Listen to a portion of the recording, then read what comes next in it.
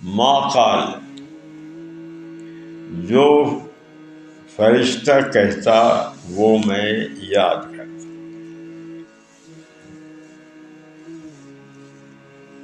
جو فرشتہ کہتا میں وہ یاد کرتا، وہ وہی مجھے یاد ہو جائے. یہاں سوال وارد ہوگا کہ یہ ما موصولہ ہے، قال یہ اس کی صلہ ہے.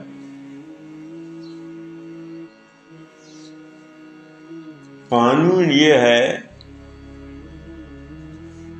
جب موصولہ کا صلہ جملہ ہو تو اس میں عائد ضمیر ضروری ہے کہ وہ راجع ہوگا ما کی طرف، کہ تاکہ اس جملہ کا صلہ کا موصولہ کے ساتھ ربط ہو. تو یہاں صلہ جملہ ہے کالا، لیکن اس میں ضمیر نہیں، عائد نہیں. یہ ہے سوال. اس سوال کا جواب یہاں عائد معذوف ہے، اصل میں ہے ما قالہ. اس میں ہو ہے، اس ہو کو حذف کیا لفظوں سے. کالا میں ہوا ضمیر اس کا فاعل موجود ہے جو راجع ہے ما موصولہ. بات آ گئی یہاں تک سمجھ میں کہ وحی کا ایک قسم تو یہ ہے کہ سلسلۃ الجرس کی طرح نبی علیہ السلام کی طرف وحی نازل ہوتی تھی.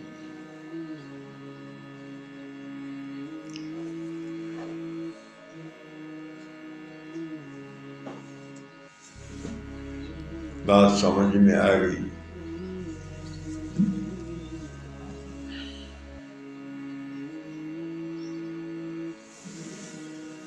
اچھا، اس حدیث کا ترجمۃ الباب کے ساتھ کیا مناسبت ہے؟ کل بتایا تھا. کیا ربط ہے؟ ترجمۃ الباب میں کیف ذکر تھا، ہاں، اس حدیث میں بھی کیف ذکر ہے. ایک ادھر وحی کا لفظ ذکر ہے، ہاں، ادھر بھی وحی کا لفظ. شاباش. اچھا، حدیث کا حدیث کے ساتھ کیا مناسبت ہے؟ حمیدی کی حدیث میں اس میں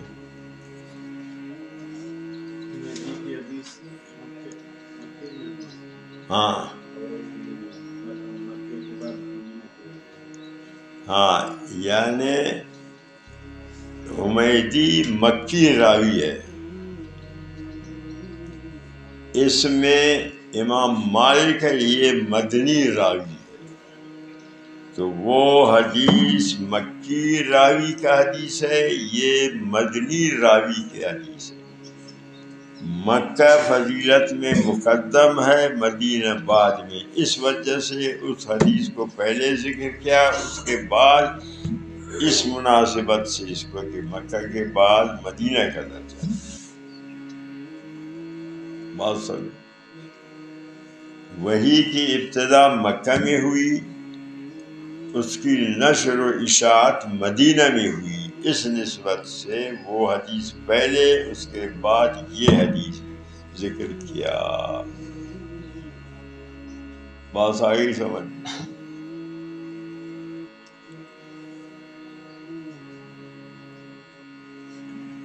کہ حدیث کا ترجمۃ الباب سے مناسبت و ربط، پھر حدیث کا پہلے حدیث کے ساتھ مناسبت.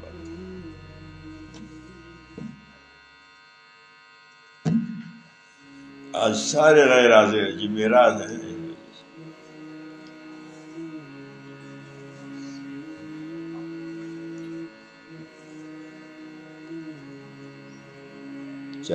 کل چاول کا ہے، یہی چاول کا اثر ہے.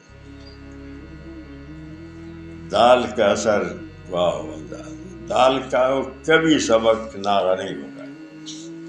سمجھا؟ بریانی کھایا تو یہ ایسا ہے کہ بریانی کھانے والوں کا درک نہیں.